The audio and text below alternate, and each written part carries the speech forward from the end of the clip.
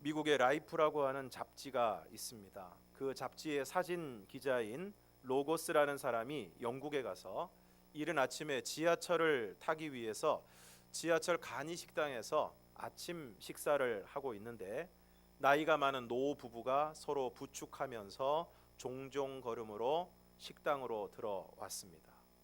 그리고 마침 자기가 앉은 테이블에 함께 앉게 되었습니다. 비스켓 한 접시하고 따뜻한 차 한 잔을 주세요. 이렇게 주문을 해놓고 노 부부는 옆에 시선을 의식하지 않고 손을 붙잡고 서로 얼굴을 쳐다보면서 그렇게 행복해 하더라는 것입니다.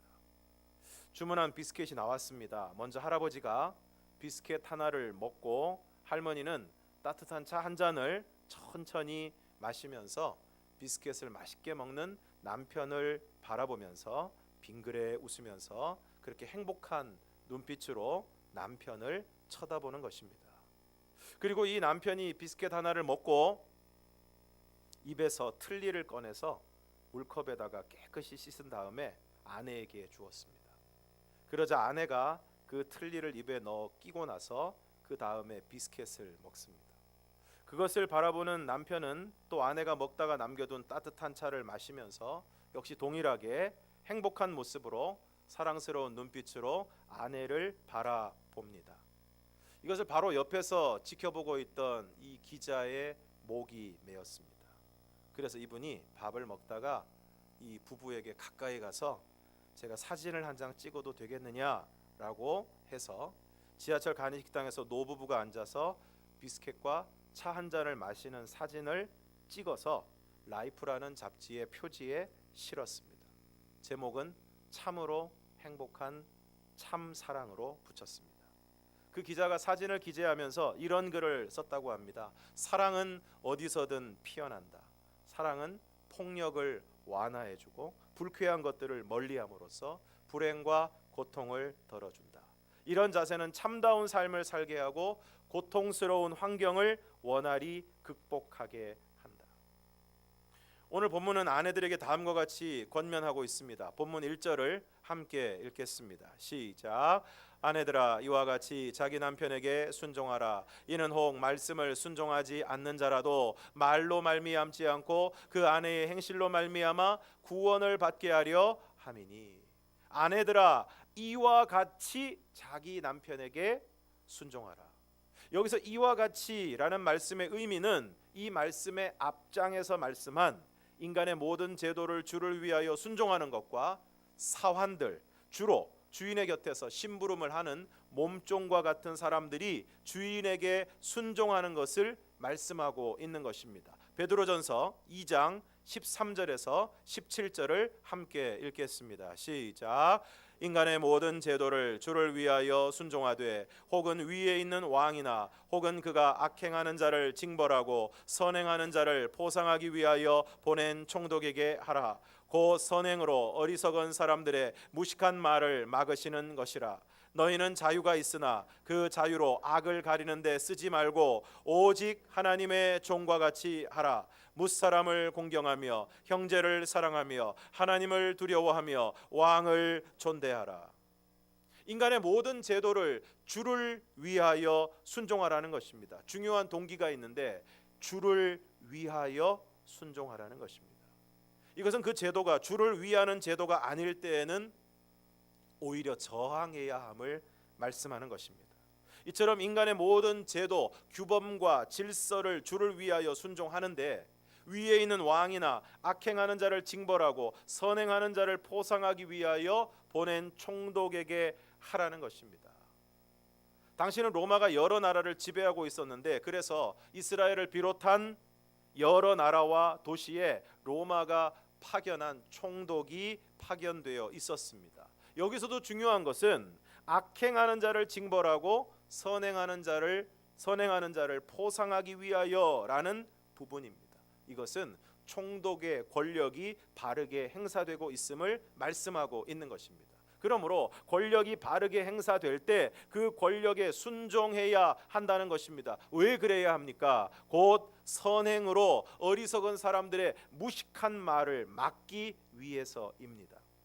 다시 말해서 인간의 모든 제도를 주를 위하여 순종하는 선행을 통해 예수 믿는 사람들을 비방하는 어리석은 사람들의 무식한 말을 막으시는 것입니다.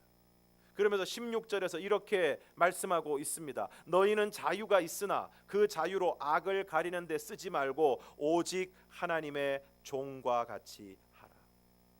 그러므로 오늘 우리 믿는 사람들에게 주어진 자유는 악을 행하고 그 악을 덮기 위해 주신 것이 아니라 오직 하나님께 순종하는 하나님의 종이 되기 위한 자유라는 것입니다.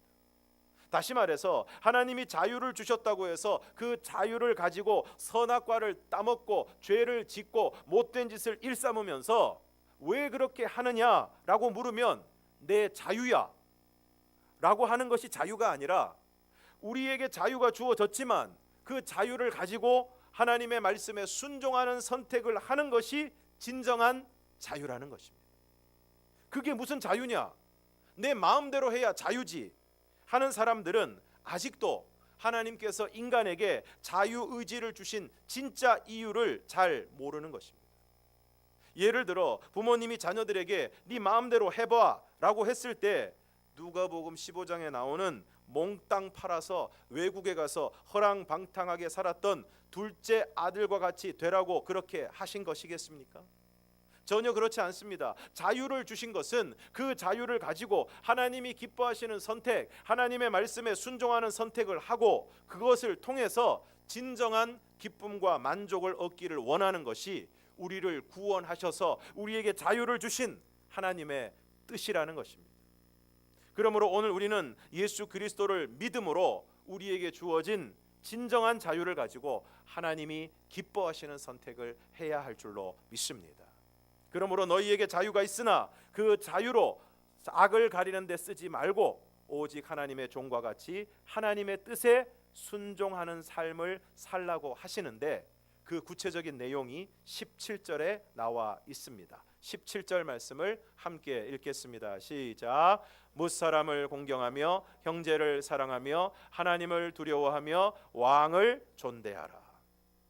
무사람이라는 것은 모든 사람을 뜻하는 것입니다. 그러니까 무사람, 모든 사람을 공경하라는 것입니다.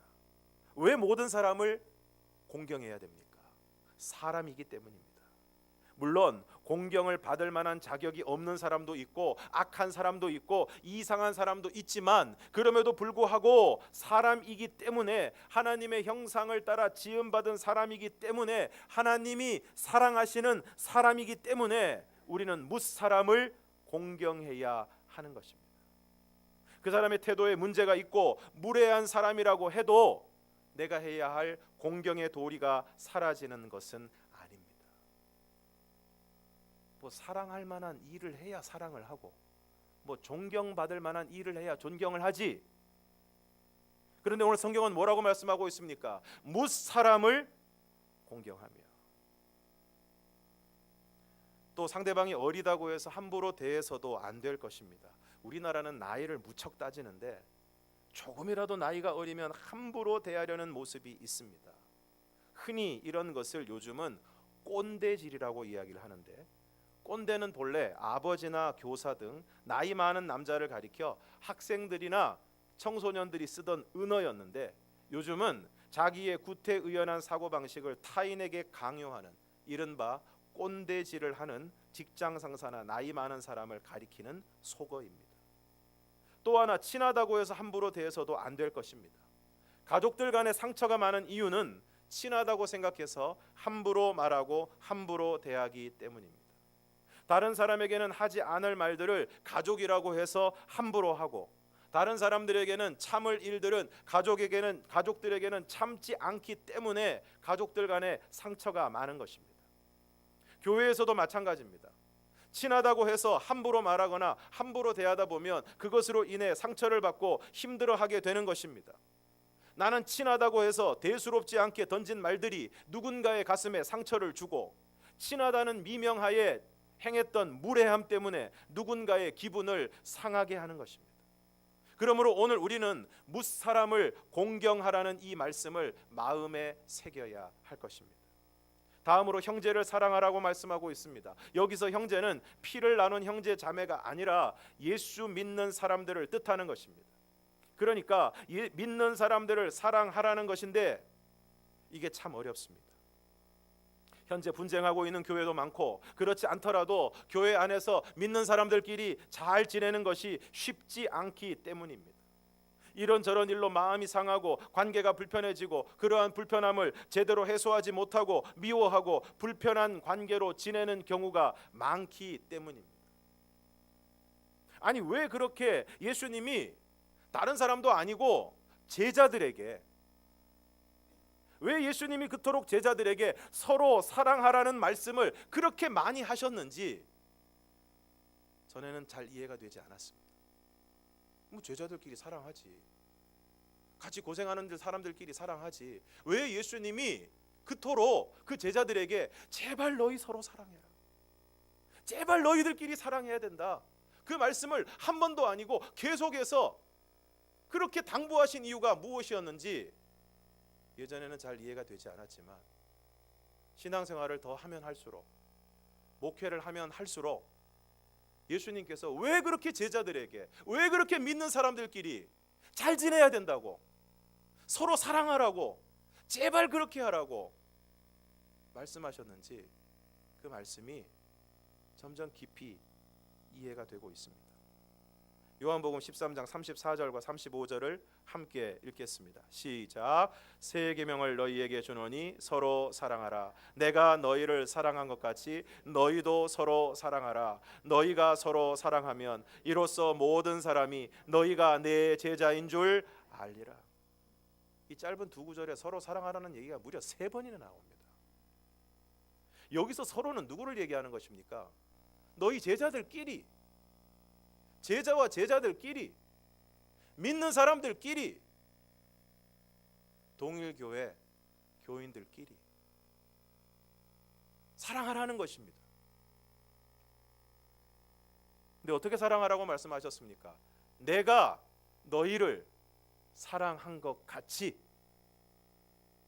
예수님이 우리를 어떻게 사랑하셨습니까? 요한복음 13장 1절을 함께 읽겠습니다. 시작. 유월절 전에 예수께서 자기가 세상을 떠나 아버지께로 돌아가실 때가 이른 줄 아시고 세상에 있는 자기 사람들을 사랑하시되 끝까지 사랑하시니라. 세상에 있는 자기 사람들을 사랑하시되 끝까지 사랑하셨습니다. 한번 격정적으로 사랑하는 건 누구나 할 수 있습니다. 끝까지 사랑하는 것은 어렵습니다.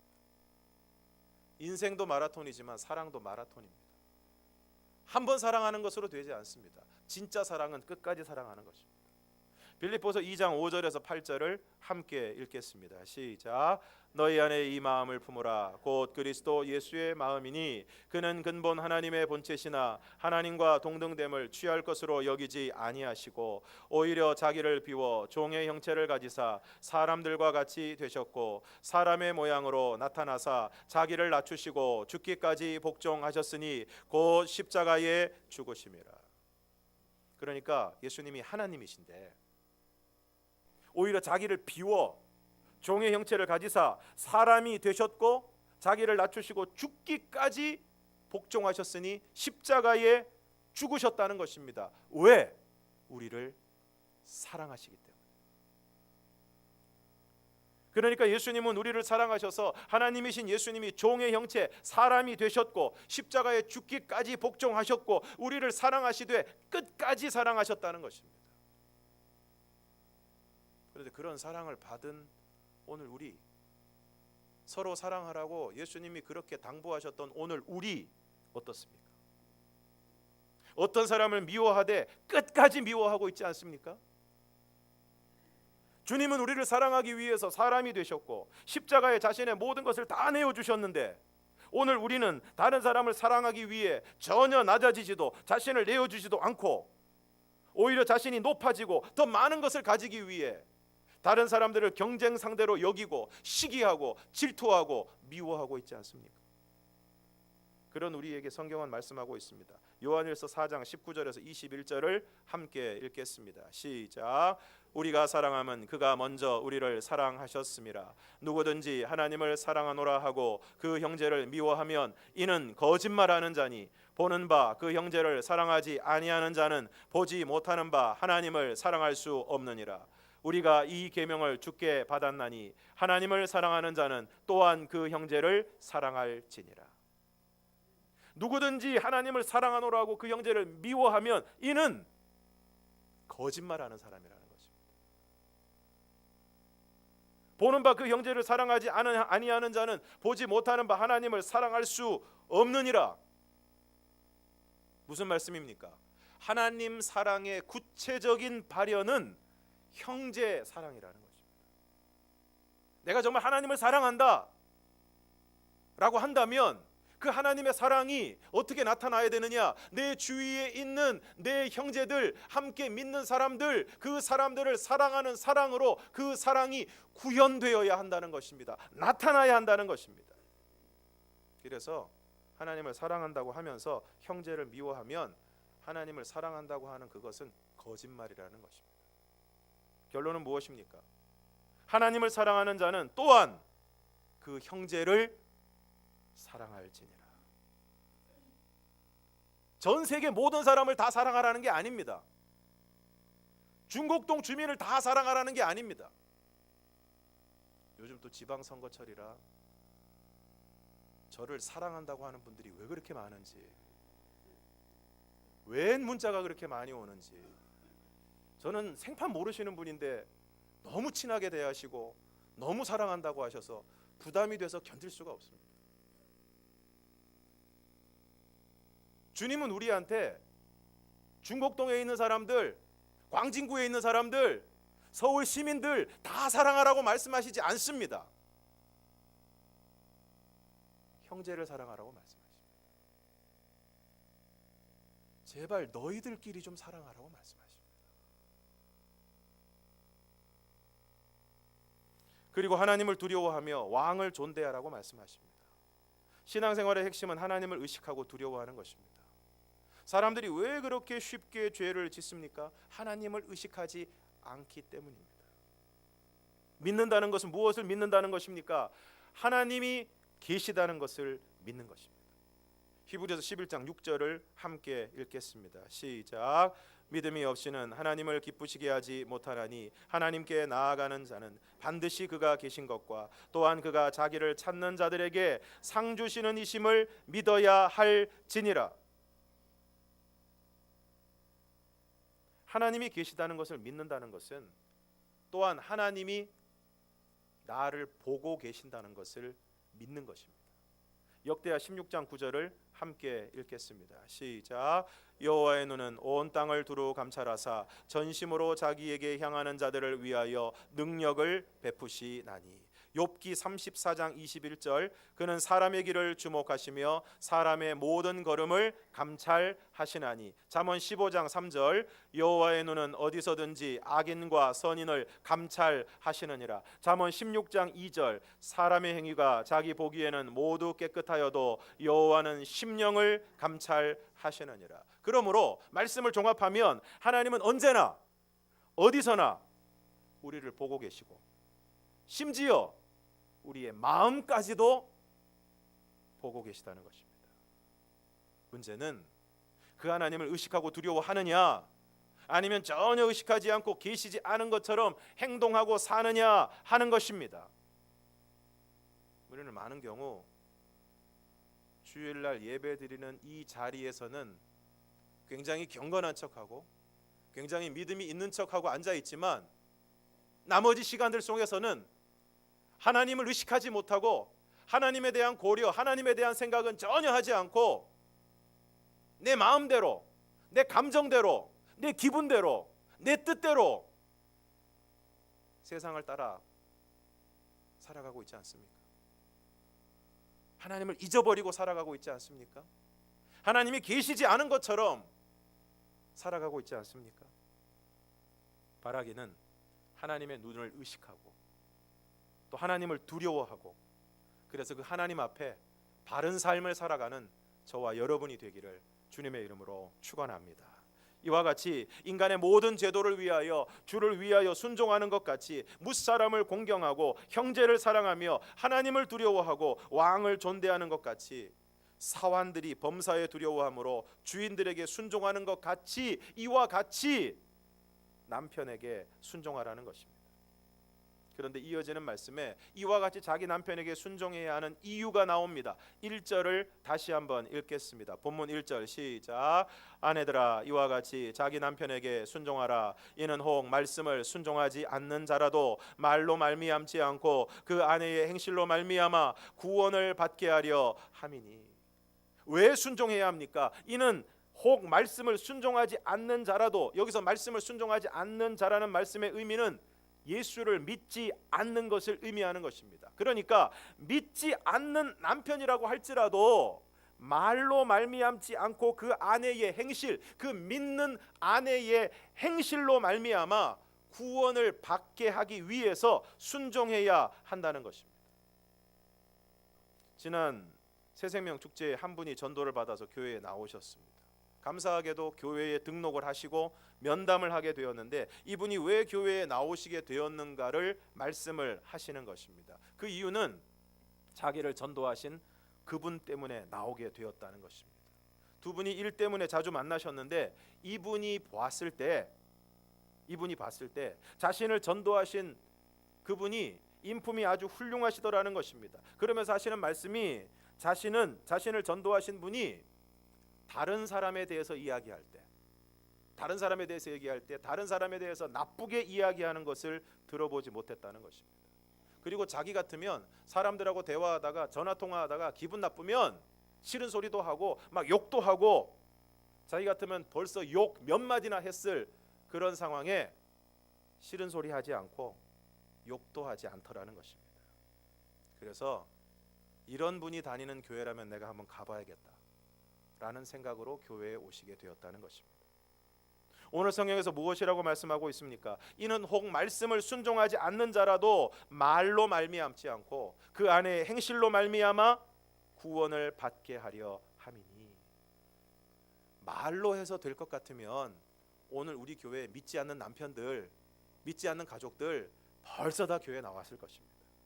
그런데 말로는 잘 안 됩니다. 그래서 말이 아니라 그 안에 행실로 말미암아 구원을 받게 하려 한다는 것입니다. 말이 많으면 오히려 잔소리가 됩니다. 복음이 받아들여지지 않는데, 예수님을 믿지 않는데, 오히려 교회에 대한 반감을 가지고 있는데 자꾸 말만 하면 부담이 됩니다. 그러므로 말로 말미암지 않고 그 안에 행실로 말미암아 구원을 받게 하려 함이라. 어떤 분이 일하던 직장에서 쫓겨나서 실직 상태가 되었습니다. 돈을 벌지 못하는 어느 날 집에 갔는데 아내가 밥상을 차려서 내왔는데 딱 보니까 반찬이 별로였습니다. 평소 같으면 그냥 먹을 수도 있는데 지금 내가 실직 상태, 돈을 벌지 못한다고 아내까지 나를 무시하나, 이런 생각이 들었습니다. 그래서 욱하는 마음에 밥상을 뒤집어 버렸습니다. 순간 아차, 내가 큰일을 저질렀구나 하는 생각이 들었지만 엎질러진 물이었습니다. 그리고는 방으로 들어가서 오늘 저녁은 굶어야겠다 생각을 하고 있는데 아내가 아무런 말도 없이 거실 바닥에 뒤범벅이 된 반찬들을 다 치우고는 상을 들고 나가더랍니다. 그리고 잠시 후에 방에 있는데 노크 소리가 들리고 여보 저녁 드세요 하고는 밥상을 다시 차려 들어오는데 좀 전에 밥상을 뒤엎었던 이 남편이 너무나 부끄러워서 몸들 바를 모르게 되었습니다. 이분이 하시는 말씀이 이 사건이 있은 후에 자신은 인간이 되었고 지금처럼 신앙생활을 하게 되었다고 하는 것입니다. 만약 남편이 믿는 아내에게 내가 당신 집안 청소만 잘하면 교회에 나가는 거 한번 생각해 보겠다, 그러면 그 아내는 십자가를 지는 심정으로 집안 청소를 해야 할 것입니다. 이처럼 아내의 순종을 통해 믿지 않는 남편이 구원을 받고, 반대로 남편의 섬김을 통해 믿지 않는 아내가 구원을 받고, 믿는 가족의 순종을 통해 믿지 않는 가족을 구원해야 할 것입니다. 한 책에 이런 글이 나옵니다. 어느 날 밤에 꿈을 꾸었습니다. 하늘로부터 두루마리로 된 편지 한 통이 내려왔습니다. 하늘에서 미끄러지듯이 내려온 두루마리가 제 앞에서 펼쳐졌습니다. 그 두루마리 안에는 제 아버지께 속히 편지를 쓰라는 간곡한 사연이 짤막하게 적혀 있었습니다. 며칠 동안 연거푸 3번을 똑같은 꿈을 꾸었습니다. 그것이 저희 아버지께 복음을 전하라는 메시지인 것을 알았지만 순종하지 않았습니다. 그리고 두어 달 후 아버님께서 돌아가셨다는 소식을 접했습니다. 지금도 그때 일을 생각하면 하늘나라에 가서 주님께 무엇라고 말씀드릴까 마음이 아픕니다. 그때 제가 정말 편지라도 써서 복음을 전했더라면 이렇게 많은 세월이 흐른 지금까지 후회하고 있지는 않을 것입니다. 김남준 목사님의 가족 구원이라는 책에 나오는 글입니다. 그러므로 오늘 우리는 가족의 구원을 위해 최선을 다해야 할 것이고, 오늘 우리가 가족에게, 남편과 아내에게, 부모님에게, 그리고 자녀들에게 줄 수 있는 최고의 선물은 구원입니다. 그리고 그것을 이루기 위해 필요한 것은 말이 아니고 행실이고 순종입니다. 그리고 남편들에게 말합니다. 본문 7절을 함께 읽겠습니다. 시작. 남편들아, 이와 같이 지식을 따라 너희 아내와 동거하고 그를 더 연약한 그릇이요 또 생명의 은혜를 함께 이어받을 자로 알아 귀히 여기라. 이는 너희 기도가 막히지 아니하게 하려 함이라. 먼저 지식을 따라 너희 아내와 동거하라고 말씀하시는데, 그 지식은 이어지는 말씀에 나오는 그를 더 연약한 그릇이요 또 생명의 은혜를 함께 이어받을 자로 아는 지식입니다. 그런데 여기서 이야기하는 더 연약한 그릇이라는 것은 신체적인 연약함뿐만 아니라 정서적인 연약함을 의미하는 것입니다. 단순히 물리적인 힘의 세기만을 뜻하는 것이 아니라 마음의 민감성을 뜻하는 것입니다. 그래서 아내는 남편이 자신의 마음을 알아주기를 원하고, 보호받기를 원하고, 사랑받기를 원하는 것입니다. 그리고 생명의 은혜를 함께 이어받을 자, 함께 구원을 받을 귀한 존재임을 알고 그 아내를 귀히 여기라는 것입니다. 사랑하는 성도 여러분, 오늘 여러분은 여러분의 아내를 귀하게 여기고 계십니까? 오늘 여러분의 아내와 길을 갈 때 아내를 차에 가까운 쪽에 두십니까? 안쪽에 두십니까? 어느 순간, 그리고 많은 순간 아내에 대해서 우리가 무심하지 않습니까? 부부 세미나를 하면 남편은 아내에 대해서, 아내는 남편에 대해서 얼마나 알고 있는가 질문지에 답을 하게 합니다. 배우자의 성격을 쓰세요. 배우자가 좋아하는 음식은, 취미는, 지금 하고 싶어하는 것은 무엇인가요? 라는 등의 질문을 똑같이 나누어 주고, 아내는 남편에게 대해서, 남편은 아내에 대해서 쓰게 합니다. 그러면 아내들은 남편에 대해서 거의 대부분 답을 쓴다고 합니다.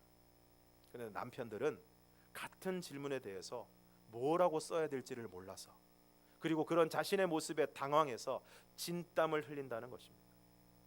그러면 왜 아내를 귀하게 여겨야 합니까? 이는 너희 기도가 막히지 아니하게 하려 함이라. 실제로 아내와 다투고 난 다음에 새벽 기도에 나오면 기도가 막힙니다. 기도가 잘 되지 않습니다. 계속 아내와 싸운 것만 묵상하게 되고 마음이 불편해서 제대로 기도할 수가 없습니다. 이처럼 부부관계는 하나님의 관계 다음으로 중요한 관계이고, 부부관계가 원만해야 하나님과의 관계가 바로 설 수 있는 것입니다. 그러므로 귀하게 여기고 사랑하시기를 바랍니다.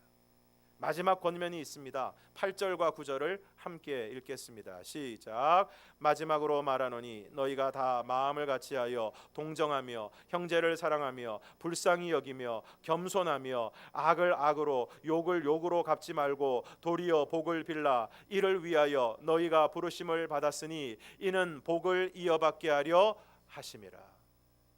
마지막 권면은 너희가 다 마음을 같이하여 동정하며 형제를 사랑하며 불쌍히 여기며 겸손하라는 것입니다. 여기서 마음을 같이하여 동정하며 형제를 사랑하며 불쌍히 여긴다는 말은 같은 의미의 말들인데 다른 사람이 겪고 있는 고통에 공감하고 그것을 자신의 일로 여기고 진심으로 아파하는 것입니다. 오늘 우리가 신앙생활하면서 교회가 정말 필요하다, 그래도 교회가 있어서 다행이다 라고 느낄 때가 언제입니까? 내가 힘들고 어려울 때, 함께 걱정해주고 아파해줄 때, 그리고 함께 기도해줄 때, 어려운 일이 있을 때 집사님 내가 기도하겠습니다. 그게 빈말인 줄 알지만 그래도 기도하겠습니다. 그 이야기를 들을 때 우리의 마음에 위로와 힘을 얻게 되는 것입니다. 그런데 오늘 나는 공감하고 있습니까? 아파하고 있습니까? 그리고 말씀합니다. 악을 악으로 욕을 욕으로 갚지 말고 도리어 복을 빌라. 영화나 드라마에서 복수를 하는 장면이 나오면, 그것도 아주 철저하게 갚아주는 장면이 나오면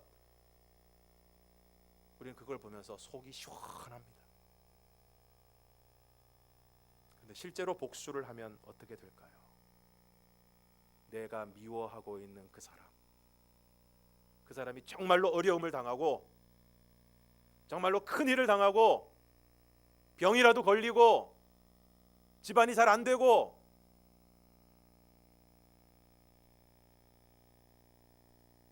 그렇게 되면 어떻게 될까요? 그래서 여러분의 마음이 기쁘다면, 그래서 여러분의 마음이 신나다면 그건 정말 믿음의 사람이라고 얘기할 수 없습니다. 다른 사람의 불행이, 다른 사람의 고통이 나의 즐거움이 된다면 그 마음은 주님 안에서 거듭난 마음이라고 얘기할 수 없을 것입니다. 우리가 정말 믿음의 사람이라면, 아니 적어도 바른 양심을 가진 사람이라면, 아무리 미워하는 사람이라고 해도, 아무리 내가 지금 그 사람 때문에 힘들다고 해도 그 사람의 잘못되는 것을 볼 때 우리의 마음이 아플 수밖에 없습니다. 복수는 시원한 것이 아닙니다. 복수는 찝찝한 것입니다. 갚고 나면 허탈한 것입니다. 오늘 성경은 우리에게 말씀합니다. 악을 악으로 욕을 욕으로 갚지 말고 도리어 복을 빌라. 심지어 이렇게 말씀하십니다. 이것을 위하여 너희가 부르심을 받았다. 심지어 이것을 위하여 부르심을 받았다는 것입니다. 그리고 그렇게 해야 하는 이유를 말씀하십니다. 이는 복을 이어받게 하려 하심이라. 이처럼 사람의 논리와 머리로는 이해할 수 없고 감정으로는 도무지 받아들여지지 않지만 악을 악으로 욕을 욕으로 갚지 말고 도리어 복을 빌면 하나님이 주시는 복을 받게 될 줄로 믿습니다.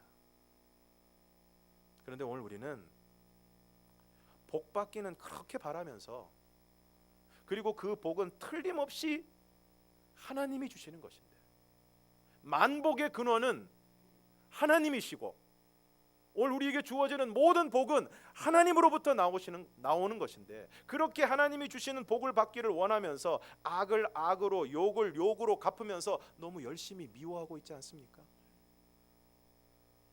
그러면서 왜 복을 받지 못하나 그러고 있지 않습니까? 너무 간단한 신앙의 원리가 있습니다. 하나님의 말씀에 순종해야 하나님이 주시는 복을 받습니다. 오늘 하나님께서 아내들에게 자기 남편에게 순종하라고 말씀하십니다. 남편들에게 지식을 따라 아내와 동거하고 귀하게 여기라고 말씀하십니다. 그리고 다 마음을 같이하여 동정하며 형제를 사랑하며 불쌍히 여기며 악을 악으로 욕을 욕으로 갚지 말고 도리어 복을 빌라고 말씀하십니다. 이제 이 말씀에 순종함으로 믿지 않는 가족들을 구원하고 기도의 문이 활짝 열리고 하나님의 복을 이어받는 저와 여러분이 되기를 주님의 이름으로 축원합니다. 기도하겠습니다.